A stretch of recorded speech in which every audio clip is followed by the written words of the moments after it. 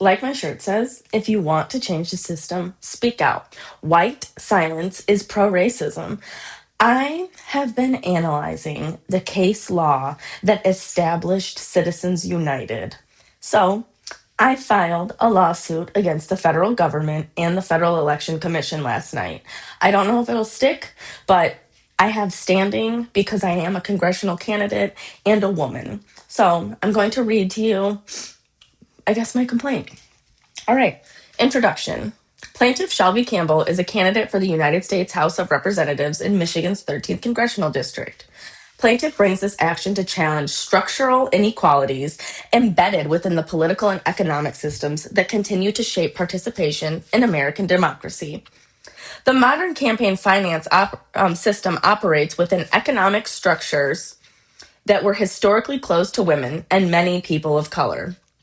These historical exclusions from property ownership, professional participation, and financial independence created long-term disparities in wealth accumulation and political influence. As early as 1875, the United States Supreme Court affirmed legal doctrines reinforcing these barriers. That means they agreed. In Minor v. Happersett, the court held, that means that they said, yes, this is what is right.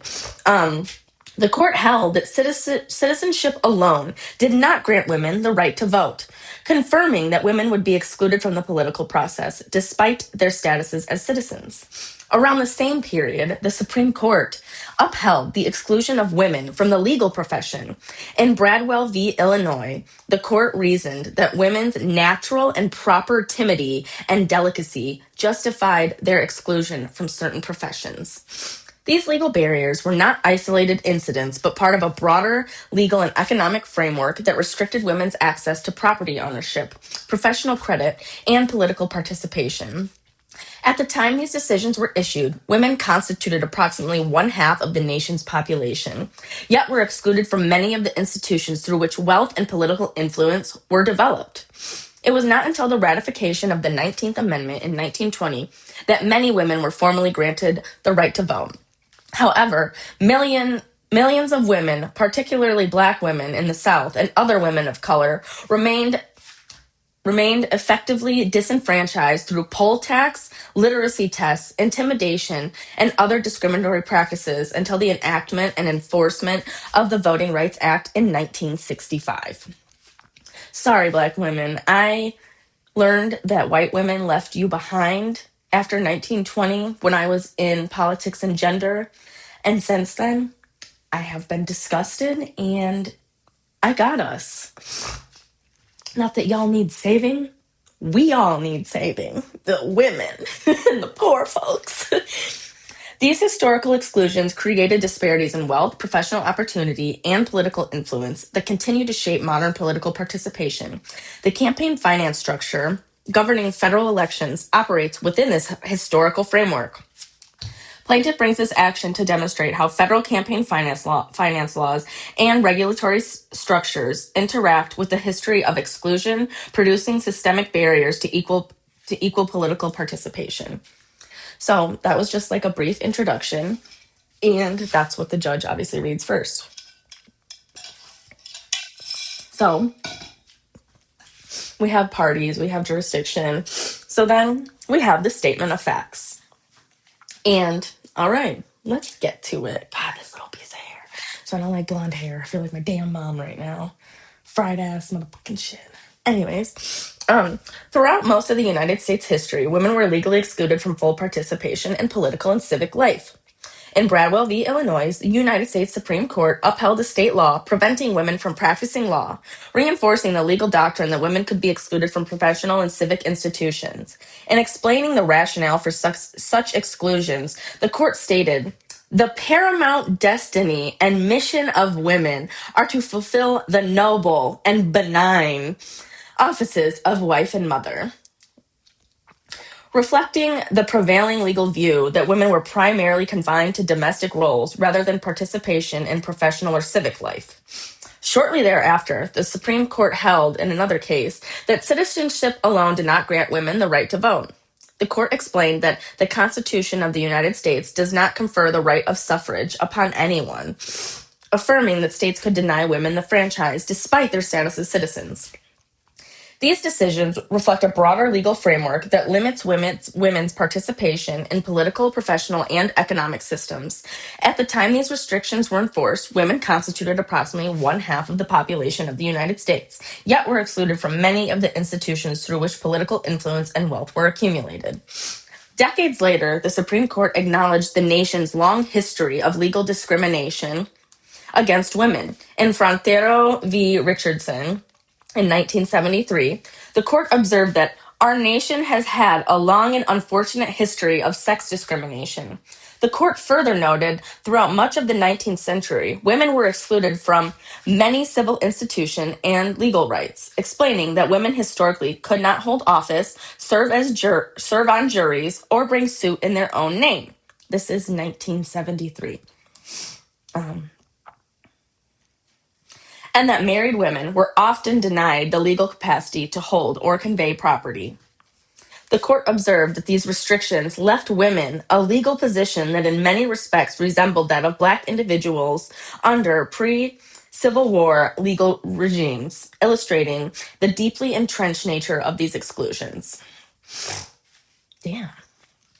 Women did not obtain a constitutional guarantee of voting rights until the ratification of the 19th Amendment in 1920.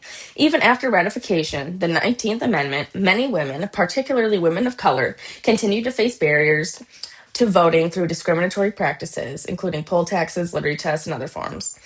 These barriers persisted until the enactment of the Voting Rights Act in 1965, which prohibited many forms of racial discrimination in voting. The expansion of voting rights through these reforms reflected a broader constitutional recognition that participation in democratic governance is fundamental. As the Supreme Court later recognized in Reynolds v. Sims, the right of suffrage is a fundamental matter in a free and democratic society. The Constitution protects not only the formal right to vote, but also meaning participation in democratic process through political advocacy and candidacy. In addition to political exclusion, women were historically restricted from participating fully in economic life, facing legal barriers to owning property independently, entering certain professions, and obtaining financial credit. These restrictions limited women's ability to accumulate wealth and establish economic networks comparable to those historically available to them. It was not until the enactment of the Equal Credit Opportunity Act in 1974 that women were explicitly protected from discrimination in credit and lending decisions. As a result of these historical restrictions, disparities in wealth accumulation and financial networks developed over time. Federal elections in the United States rely heavily on financial resources for campaign activities, including voter outreach, advertising, staffing, and ballot access efforts. The modern regulatory structure governing federal finance was largely established through the enactment of the Federal Election Commission Act of 1971 and subsequent amendments adopted in 1974, the same year women got the right to vote, which created disclosure requirements, contribution limits, and the Federal Election Commission, the agency responsible for administering and enforcing federal campaign finance regulations. Candidates seeking office must operate within this regulatory framework, which structures how campaigns raise and spend money. The financial demands of modern political campaigns require candidates to access fundraising networks and donor bases that often reflect long-standing economic structures. The FECA, Federal Election Commission Act, was enacted during a period when nationwide voting protections had only recently been strengthened through the Voting Rights Act of 1965, and when women were still confronting significant barriers to equal participation in financial systems. Plaintiff Shelby Campbell is a candidate for the United States House of Representatives in Michigan's 13th Congressional District and resides within the district in which she seeks election. As a candidate for federal office, plaintiff is subject to the campaign finance regulatory framework established under the FECA and enforced by the Federal Election Commission. Plaintiff must raise funds, report contributions, and conduct campaign activities in compliance with these federal regulations. The financial structure of the federal campaign finance system directly affects plaintiff's ability to compete for elected office and participate fully in the federal electoral process. Plaintiff has also engaged directly in ballot access and campaign outreach activities, including collecting petition signatures required for ballot access. Plaintiff has personally invested substantial financial resources into her campaign, including liquidating retirement savings and funding campaign infrastructure,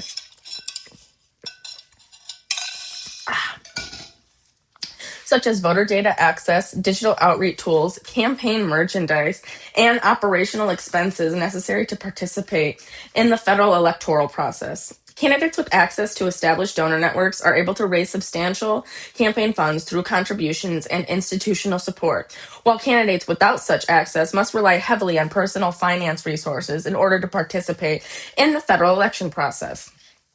Plaintiff has incurred significant personal financial expenditures in order to participate in the federal electoral process.